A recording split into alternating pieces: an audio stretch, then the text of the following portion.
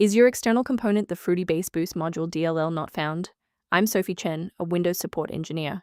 I'm here to help you re-establish image line links.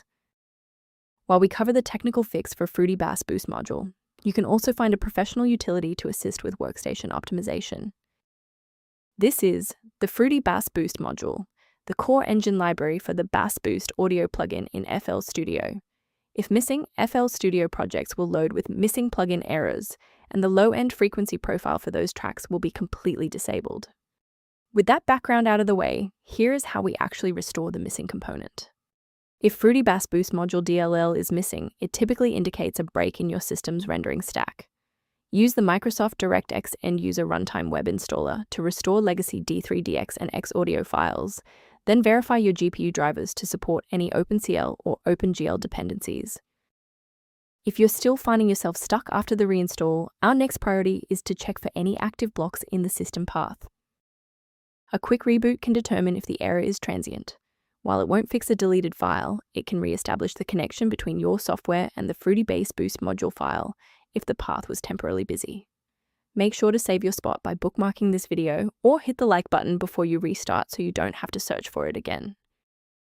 If the software remains unresponsive after the reboot, we'll transition to manual environment synchronization. Feel free to pause the video during the sync process. If the restart didn't fix the performance alerts, we need to rebuild the Diagnostic counter registry. First, open command prompt as admin. Second, you're going to type lodctr//r, then hit enter. Why are we doing this? Well, while these files almost never break, their registration in the performance registry Hive does. This command wipes those entries and rebuilds them.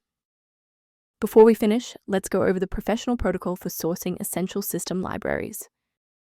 The version of Fruity-Bass-Boost module DLL found on most download sites is often compiled for different hardware, which can cause your CPU to work harder or crash. Rather than managing individual dependencies, a comprehensive diagnostic can help you maintain the entire software environment. Review repair-related information for Fruity-Bass-Boost module by consulting the Diagnostic utility linked below. If this engineering-focused approach to fixing Fruity-Bass-Boost module was helpful, please like the video and subscribe to stay updated on Windows security protocols.